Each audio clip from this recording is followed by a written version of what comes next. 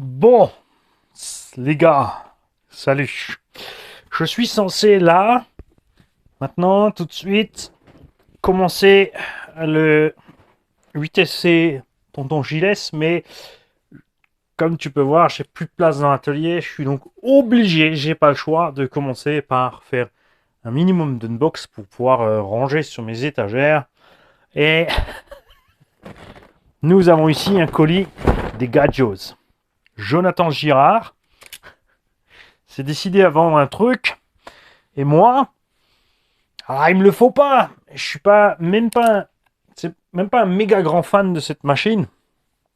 Mais,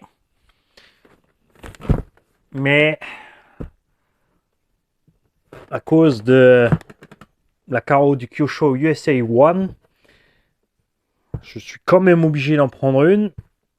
J'aurais pu modifier des trucs que j'avais, j'aurais pu faire ci ou ça, et en plus Elsa CRC Body nous fait la carreau renforcée de ce F100 ou 250. C'est pas mon rayon, je ne vais pas dire de bêtises lequel c'est exactement. Donc en 350 mm d'anthrax, puisque le Max V2 qui est là-dedans fait 350 mm d'anthrax. Alors, j'ai pris le bon côté.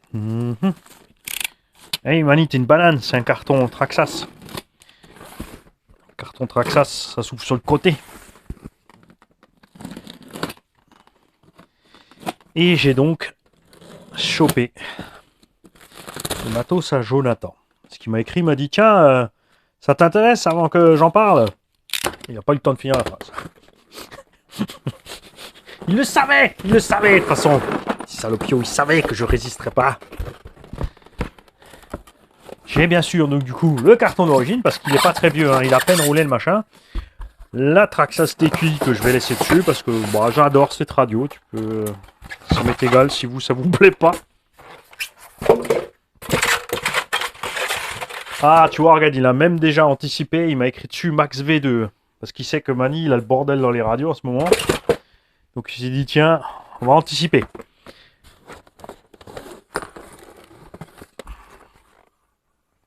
Bah, dis donc, celui-là était pas censé être là.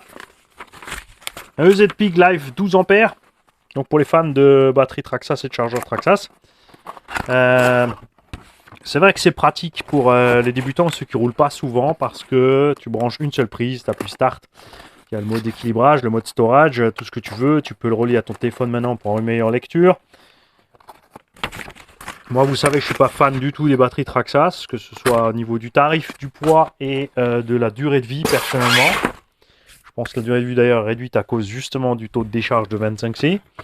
On a toutes les pièces d'origine qui vont sur les fusées, parce que oui, et oui, vous le savez, je vous invite à aller voir la chaîne à Jonathan.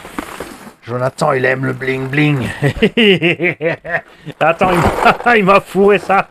Je me disais bien, et la vache, il est lourd le carton pour un Max V2. Il n'a pas pu s'en empêcher.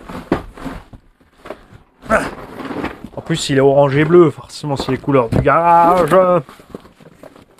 Puis ça fait longtemps que je veux un X-Max orange.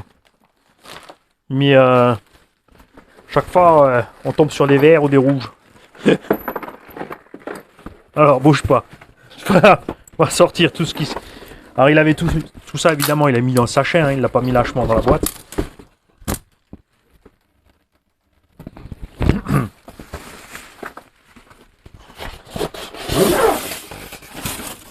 C'est parti. Tout se promène. Nous avons donc les écrous de roue d'origine. Je vais ramasser les axes parce que c'est le coup à se casser la gueule, tu vois. Je vais marcher dessus et... Parti le Mani. Comme sur les roulements à billes. Il a mis un Traxas PowerPeak 8 et un EZ-Pig 4. On a donc le 4, le 8 et le 12. Donc ça c'est un double sortie, ça c'est un simple sortie. Et l'autre c'est un simple sortie aussi, mais qui charge justement, comme dit, il peut charger une Lipo 6007 en un peu plus de 30 minutes. Bon, je suis pas fan du tout. Mais bon, il y en a qui aiment ça. On avait la discussion dernièrement, il y a un abonné qui a signalé, puisque je vous ai dit qu'il faut enlever les petits capuchons. On va en ouvrir un pour vous montrer. Sur ces chargeurs, si tu veux changer une batterie normale, tu peux. Mais il faut lui dire que c'est une non-idée. Et un abonné qui m'a dit, en fait, lui, il n'a pas besoin, parce que selon le chargeur, donc il faut voir les notices. Hein. Il y en a certains, quand tu branches ton équilibre là et ta prise normale là, comme les prises ici ne détectent pas ta batterie, il se met en erreur, il faut lui dire. Mais il y en a, il ne faut pas leur dire. J'y connais rien sur les chargeurs Traxxas parce que je n'utilise pas le système Traxxas, tout simplement. Moi, quand ça arrive chez moi, comme disent les Asiatiques, chop chop, les prises, fini, il n'y a plus. Et ensuite, on fait le reste. Donc, il m'a envoyé 3 chargeurs en plus pour les gens qui en ont besoin. Parce que tu as eu une panne, parce que tu as 2 batteries, tu as un chargeur simple et que tu veux charger double. Fais-toi plaisir. Jonathan, il est comme moi. Il n'a pas ouvert la notice. Donc on a tous les outils. Le cache, le machin. Le bins du Max V2. Qui est là, et c'est la boîte qui s'est ouverte. Voilà. J'ai les petites rondelles de jantes orange. Les cardans d'origine. Et j'en ai encore à regarder un jeu. Les fusées et les chapes d'origine. Et neuves, hein, regarde. Il n'a pas roulé avec, il les a démontés direct. Je n'attends pas chercher à comprendre. Il a dit truc d'origine, basta. Il a enlevé toutes les vis, donc en fer blanc, qui sont dans les essieux d'origine du Max, parce qu'il y a beaucoup de gens qui ont des problèmes parce que ça se décroche. Moi, ce que j'avais fait sur le mien, c'est surtout ceux-là qui se barrent tout le temps, c'est que j'ai mis un tout petit coup de lime, ou de cutter, là, j'ai coupé le rebord, ce qui me permettait de descendre la vis un peu plus bas là-dedans. Résultat, plus de problème. Je dirais même que tu peux aller à traverser en perçant. Couper là le petit demi-millimètre et c'est posé. Mais Jonathan, non. Jonathan, il a mis partout, sauf côté châssis. C'est pour ça qu'ils sont là. Le kit complet d'Axe Traxxas et normalement c'est même de l'acier 12,9. Attention, donc évidemment ça rouille. Clair. Mais c'est sympa. Et la raison pour laquelle justement le kit de cardan est tellement cher, c'est parce que tu reçois les cardans, tu reçois les roulements parce que les têtes de cardan ont d'une taille différente entre les cardans acier qui sont montés là-dessus et les cardans d'origine. C'est assez délirant. Et en plus, il faut acheter les hexas. Donc c'est même que sur les Revo. Donc il a pris les oranges, parce que c'est amorti orange, et il a mis les écrous bleus. Et ça, c'est exactement ce que j'aurais fait aussi. Faut que tu le saches, Jonathan. Puisque la carreau est bleu orange, j'aurais mis bleu orange aussi. J'ai même un X-Max où j'ai mis le rouge et le bleu pour les mêmes raisons. J'aime bien le mélange. On a donc une carrosserie qui a à peine servi, qui a fait quelques petits retournements. On va démonter l'arceau, on va le mettre dans la belle carrosserie de USA One Alsace. Normal. Comme ça, on pourra monter la carreau dans le max. Je suis pas fan de ce look Erevo version pick-up en fait. Tout à plat, la petite carreau est fine, machin. On a un anthrax quand même de 3,50 qui est le même anthrax que le Team Magic E6 qui pourtant à côté de cet engin a l'air d'un monstre parce qu'il est équipé de roues beaucoup plus grosses et qu'en plus à l'arrière il y a l'aileron qui n'est pas le cas ici. Mais c'est tout ce qui lui manque, les grosses roues et l'aileron. Évidemment, attention, grosses roues égale modification de l'étagement intérieur. On a tous hâte que Traxxas se décide à faire, pas un V3, mais de le sortir avec le moteur du Erevo. Bien sûr, le moteur du Sledge, je préférerais encore, mais cela, je doute qu'ils veulent nous l'accorder. Moi, je suis pour qu'ils mettent le moteur du Sledge dans le Erevo, le UDR, partout, et qu'ils dégagent le 2200. Quoique le 2200 en 4S, là-dedans, il fait le taf. Hein. On a donc les Sledgehammer en 2.8 là-dessus, que j'aime bien. On a tous le truc, c'est qu'il y a très vite plus de mousse. Sur les Sledgehammer 3.8, c'est pareil. Ça n'empêche pas de l'utiliser. J'aime bien, ça ballonne un peu, mais pas trop. Ils sont relativement légers. Les jantes sont solides, c'est sympa. C'est sympa, franchement. C'est un max. Il a des diffs dedans de Erevo. Résultat, il est très bas sous les bulkheads. Même maintenant le V2 avec les bras plus longs, donc on a un tout petit peu de débattement en plus, tu vois. On a quand même, on n'a toujours pas la main pour passer, tu vois. Et on va très vite aller rencontrer le sol là. C'est pour ça qu'il est toujours rabrouté en dessous. Mais là, ça va déjà mieux. On a vu dernièrement sur le groupe Facebook du garage, quelqu'un a balancé le lien pour des Reos que tu peux fixer ici. Et c'est une super idée. Nous, on met des biellettes longues, mais les petites Reos, c'est sympa aussi. Tu vois, du coup, tu peux aller au taquet comme ça. Avec les cardans acier, ça pose pas de problème. Avec les cardans télescopiques, attention aux angles. Ici, porte-fusée, fusée, surtout plastique. Les alus, peut-être pas, parce que les alus sont plus étroits. Je vais te montrer la différence. On va enlever une roue pour que tu comprennes. Ce petit peu de garde-sol en plus, c'est pas pour qu'il se tienne plus haut, c'est pour qu'il puisse débattre plus bas. Surtout l'arrière, parce que là, il est aussi haut à l'arrière qu'à l'avant. Et le cul décroche très vite. Ils ont rangé le châssis là, donc tous les éléments sont plus loin devant. Les 2 petits centimètres sont là. Il a un meilleur équilibre que le V1. Le V1 est plus joueur pour ceux qui veulent envoyer des stunts et compagnie à gogo, c'est clair. Mais tu as d'autant plus l'avant qui déleste, donc un petit souci de direction. La direction du Max, le cerveau fait super bien le boulot, t'as pas besoin de le changer. Nous, on y a collé du 7.4, ça passe. Ça veut pas dire qu'il faut le faire, parce que je peux pas te garantir la durée dans le temps. Moi, j'ai pas eu de problème. C'est le ressort du sauve-cerveau qui est un peu trop tendre, et il décrante super vite. Ils ont fait ça pourquoi? Parce qu'ils ont les éternels pignons en plastique dans ces satanés cerveaux. Et c'est chaud. Et je me souviens plus, j'ai la vidéo. On avait essayé d'équiper ce cerveau des pignons métaux. Mais je me souviens plus, mais je crois que ça marche pas. Ça ne marche pas. Bon, après, comme dit, d'origine, ça suffit. Que sauve-cerveau d'origine, ça tient. Si tu durcis un peu le sauve-cerveau, je parlerai pas là-dessus. Mais je vais essayer, je vais le faire parce que la direction est trop souple. Les roues reviennent trop vite, tout droit, et ça, j'aime pas. On a donc le micro-moteur 3670 de 1400 kV. Alors, je vous ai cité la raison principale pour laquelle ce Max est là. L'autre raison, c'est que Traxa, ça fait un gros boulot de protection des roulements face à la saleté. C'est un engin, ouais, quand tu fais le cochon, t'es bien en route avec ça. Facile d'entretien, la saleté va pas vite au roulement. Les diffs sont fiables. Plus fiables que les Arma. C'est comme ça pour l'instant. Les noix peuvent s'user, mais tu les changes par l'extérieur. C'est ce qui est bien. Du côté négatif, c'est comme dit qu'il faut acheter en plus les cardans acier. Ça, c'est moche. C'est moche. Et l'autre raison, c'est Arma 4S. Quoi? Ouais. Bah, c'est pas une surprise, je viens de vous le dire. Mais il y a quand même une surprise avec. Surprise, c'est pas la machine. C'est ce qui vient avec. Et Arma aussi a fait, pour moi, c'est une erreur de la part des constructeurs. Enfin, une erreur pour eux, niveau budget, ça va. Niveau puissance, du coup, les gens déglinguent moins les bagnoles. Donc, de ce côté-là, enfin, côté utilisateur, je comprends le mieux. Côté budget, évidemment, c'est pour qu'ils s'en mettent plus en poche, parce que le prix n'est pas plus bas.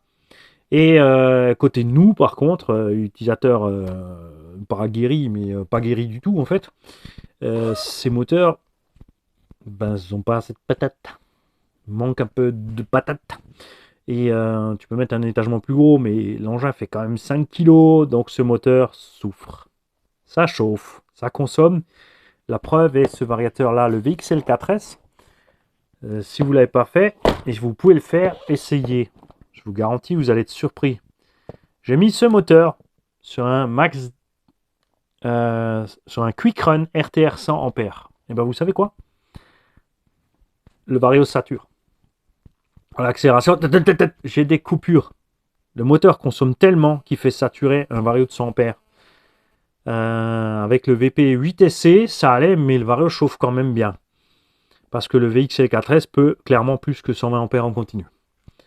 C'est ce qui permet de bien gaver le moteur, qu'il puisse bien prendre dans les tours. L'autre chose à laquelle les constructeurs ont pensé dans ce domaine-là, c'est ce qui se passe sur les circuits 1.8 tout-terrain. Si autant en piste 1.8, les moteurs 4S courts galèrent, à cause des Vmax élevés, du poids emmené en plus, parce qu'un buggy est plus léger qu'une GT, à cause de la carrosserie tout simplement. Tu glisses aussi, tu as moins de grip au sol. Tu patines, donc tu as moins de résistance à l'avancement. En GT, on a les pneus qui collent, on arrache, le freinage c'est pire.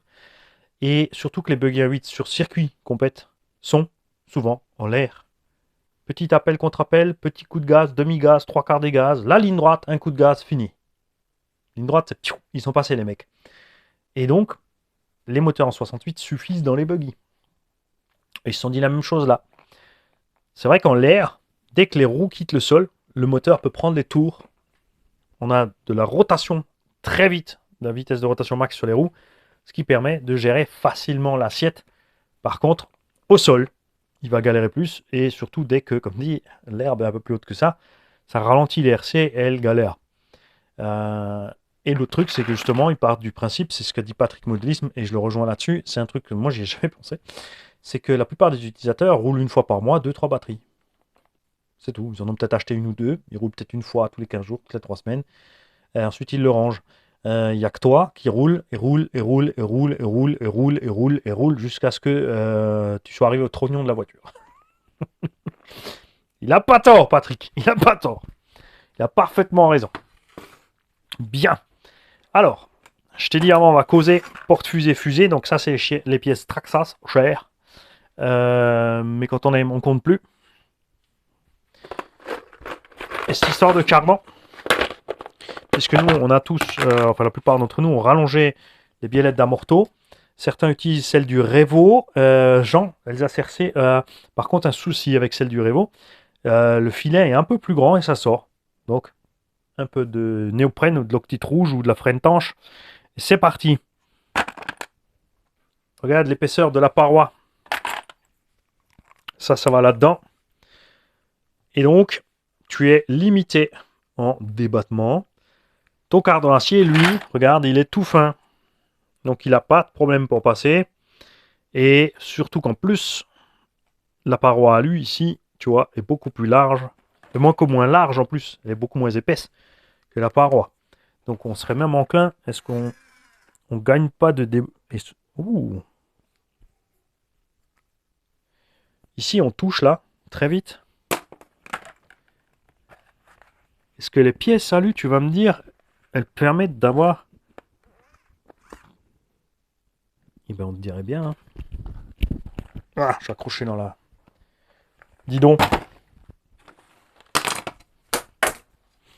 Eh, hey, je suis pas de chlopat de sécurité, hein. J'ai enlevé mon pied. Eh ben ouais.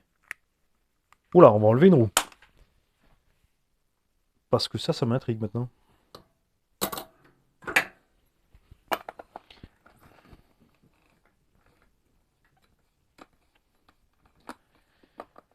Et le max donc, petit gabarit comme ça sur le plateau. La série Arma 4S va avoir le même gabarit, des roues un peu plus... Je crois que les roues sont un peu plus grosses chez Arma. Mais ils ont fait aussi un mix un peu entre, parce qu'évidemment sinon ils s'approchent trop de la série 1/8. Hein. On va se mettre dans le même sens.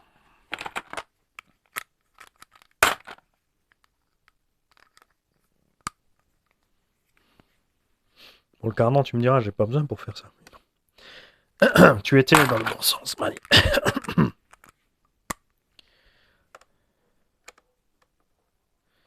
Alors, ça c'est là.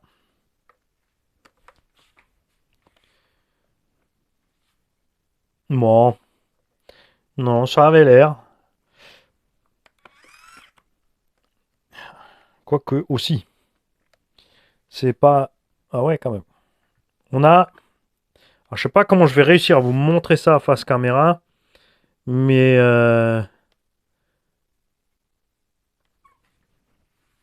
Alors, l'axe de la fusée, regarde. On a le côté extérieur de l'axe qui est là. D'accord? Tu me suis? Alors que là, on voit clairement qu'on a le centre de l'axe en face. On a donc plus de débattement de direction avec les pièces options. Alors après, je sais pas pour les GPM et autres. Maintenant, pour les Traxxas, c'est clair. Je pense aussi, parce que les GPS sont pas tellement épaisses. Et du coup, ça change pas mal de choses. Hein. On touche nulle part, c'est bon? Ouais. Ça, c'est rigolo. Franchement, c'est rigolo.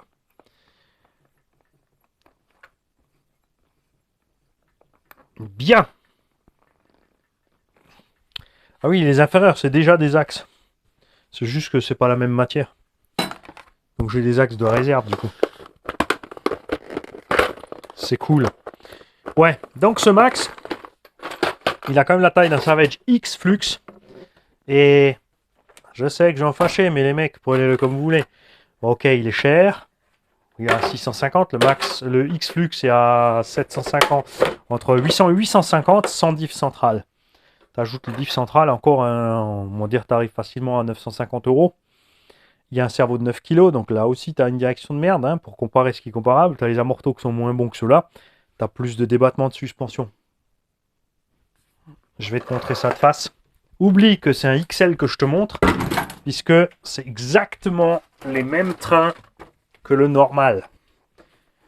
C'est pour ça que moi, j'étais déçu de Traxxas d'avoir fait ce gabarit-là, parce que je m'attendais à un E-Max nouvelle génération. Alors, les roues sont plus grandes, donc ça te permet un peu de débattement en plus, mais regarde, c'est les 2 petits centimètres, on a plus que 2 là. Hein. On a les bras qui ont la même longueur, mais regarde le débattement de suspension. Là, regarde, on a quoi? 3-4 centimètres. Et là, on en a 5-6. Tu vois? C'est ça que j'attendais moi de ce max. Évidemment, on ne pourra pas les rattraper, même si on met les bielles plus longues, on aura toujours le même débattement. Enfin, la suspension, la tige d'amorto est pas plus longue. Alors, il y a une solution que certains proposaient, c'est de monter des amortos du sledge, des amortos arrière. Mais pareil, on va acheter encore 4 amortos arrière de sledge. Et ensuite, faut pas oublier que le corps est plus long. Donc, tu auras moins de débattement vers le haut, tu en auras un peu plus vers le bas. Si tu mets les tiges plus longues là-dedans et que tu mets des butées, tu n'auras rien gagné à part la longueur de débattement, mais enfin vers le bas, mais tu auras toujours le même débattement final.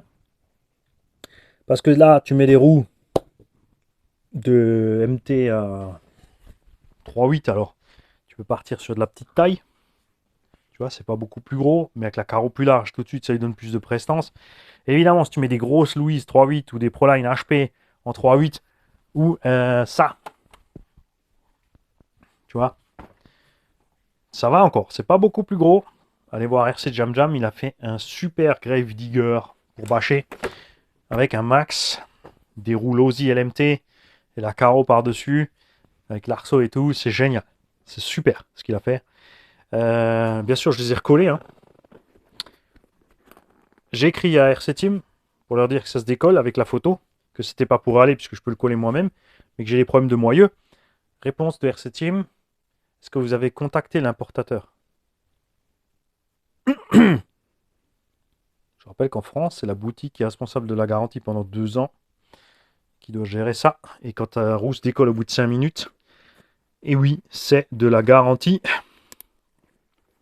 Surtout quand l'utilisateur a la vidéo et tu peux pas dire une mauvaise utilisation. Et de toute façon, même on s'attend à ce que le geste soit fait. Et t'imagines, toi, aller trouver qui est l'importateur de la marque, contacter le gars qui va dire vous n'êtes pas une boutique, RAF aussi. Aller voir avec les ricains à ce compte-là, lui va t'envoyer chez les ricains. Et les ricains, eux, ils te répondent pas. Parce que j'ai essayé, j'ai écrit à J-Concept directement. Zéro réponse, déjà 2 mails. Tout comme Sismic. Hein. Souvenez-vous, on a parlé de soumettre à Sismic l'idée des roues un peu plus grandes, 105 mm. J'ai écrit 2 fois sur l'adresse mail. Bon, il faudra que je l'appelle. Hein. Ils ont peut-être beaucoup à faire. Période de compétition qui a repris, tout ça. Mais zéro réponse. C'est un formulaire de contact, c'est un peu décevant quand même. Je vous le dis. Je vous le dis, je suis un peu déçu. Je ne suis pas fâché, mais c'est dommage. Donc, de cette bébête, on va faire un engin un peu plus gros. Esthétiquement. Il aura la même taille, mais avec les roues un peu plus grosses. Et avec la carreau à la bonne largeur, ça sera plus sympa. On sera plus dans le style, ici, du SA1, qui a pour l'instant la carreau du MT Sport. Tu vois, 350 mm. Hein, lui, il est à Pont, mais genre, je peux pas envoyer les cochonneries que je peux faire avec un max avec celui-là. Je vais le déglinguer. Faut pas exagérer. Vous en faites pas. Bien sûr, on va le nettoyer. On va lui mettre une belle carreau nouveau dessus et tout et tout. On va le bichonner, hein, vous inquiétez pas. Euh, C'était bien que s'il est toujours encore là, c'est qu'il me plaît. Mais on va faire un truc du genre. On taille 3,50. Après, tu vas me dire, c'est peut-être le moment de racheter un Savage X aussi, parce que comme ça, j'en aurai 3 de la même taille. Et, et comme ils sont en 3,25, 3,50, il faut un Team Magic. Et là, t'as Hervé qui est. Moi, j'ai disponible en stock. Hervé RC Race Modélisme.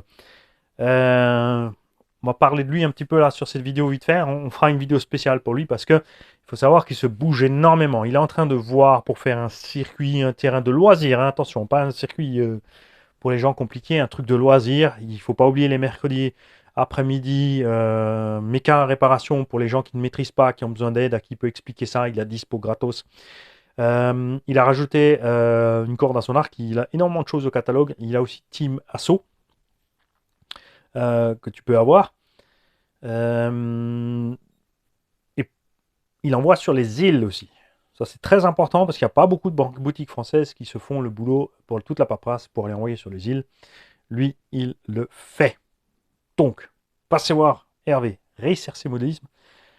Et le site, hein, vous en faites pas si c'est pas dispo dans le catalogue, vous envoyez un mail avec les refs dont vous avez besoin. Ou vous l'appelez tout simplement. Disponible, le numéro de téléphone est affiché sur le site. Mais avant qu'on le passe en gros,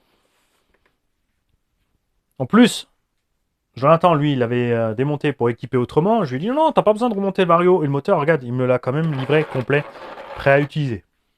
Là, je branche, je mets la radio en route et je suis parti. Et on va le laisser comme ça avec ce 3670 et avec ses petits trous. Et comme ça, on pourra le comparer à la gamme Arma 4S. Et on. Sauf si elle traîne à arriver. Si elle traîne à arriver, on mettra vite d'autres trous, machin. Quoique si je mets les autres trous, je vais forcément mettre l'autre moteur. Parlant d'autres moteurs. Là, c'est un moteur en 36, donc tu peux passer dans le V2, qui a plus de place que dans le V1. Évidemment, tu peux passer un 36-74, un 36-82 si tu en trouves en bateau, ça existe, 36-82. Pense à descendre les KV. Pourquoi parce que, enfin, si tu restes en 4, non. Évidemment, si tu restes en 4, tu restes sur du KV du genre, parce que sinon, il va être trop lent. Sauf si tu mets un pignon un peu plus gros, mais on est quand même déjà en 24-50 par là, c'est chaud. Le problème quand tu passes sur un autre moteur pour passer en 6, c'est que justement cet étagement est un peu juste.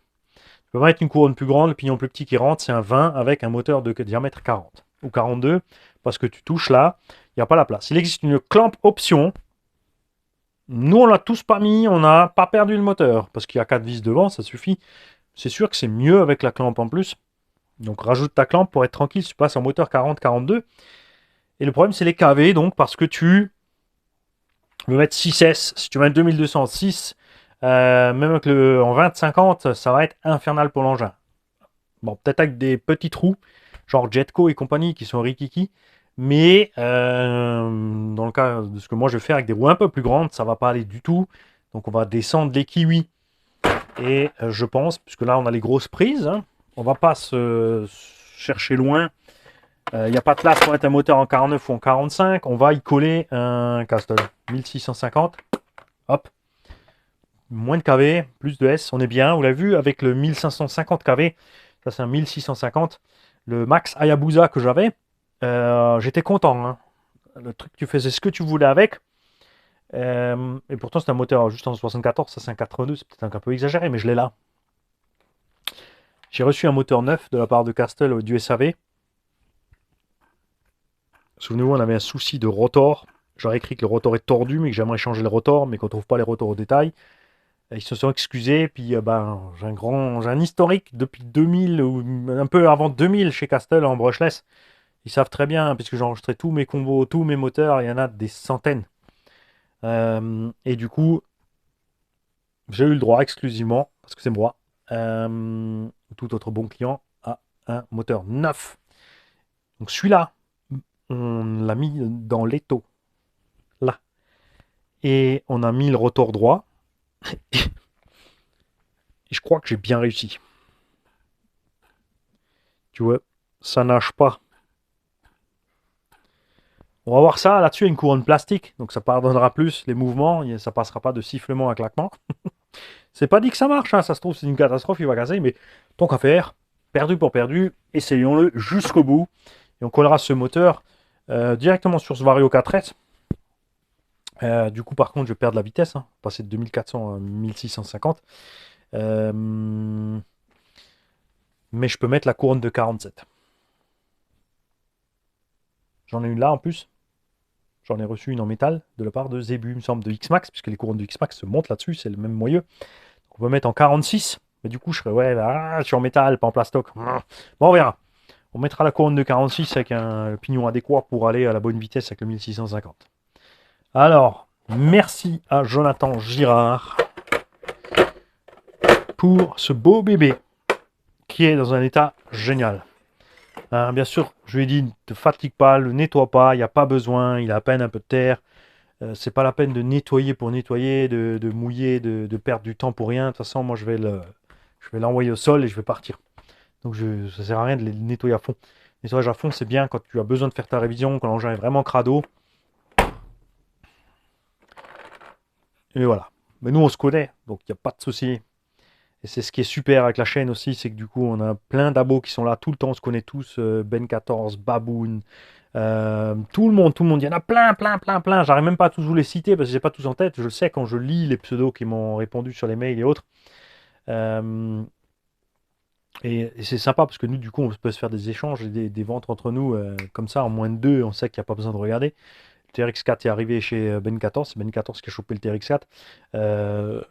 Il me manquait la vis du palonnier de cerveau, on a oublié de la mettre. Je n'ai pas contrôlé puisque l'engin roulait. Lui, il a reçu la machine, il a mis la vis, il m'a juste écrit oh, la prochaine fois, tu pourras en mettre la vis. Tu vois, mais c'est ça, ça se passe bien. Dans d'autres cas, évidemment, ça pourrait mal se passer. Si j'avais vendu à n'importe qui, bien sûr, alors on aurait fait un check complet de la machine. Mais ce sont des gens qui savent ce qu'ils font avec les RC, donc j'ai pas besoin de m'inquiéter. Et c'est super, ça marche dans tous les sens et c'est génial. Mani, il est heureux. Il s'est créé son microcosme, sa micro-chaîne, son micro-monde avec un paquet de gens méga super cool. Et il n'y a pas besoin de plus. Hein. Salut les gars.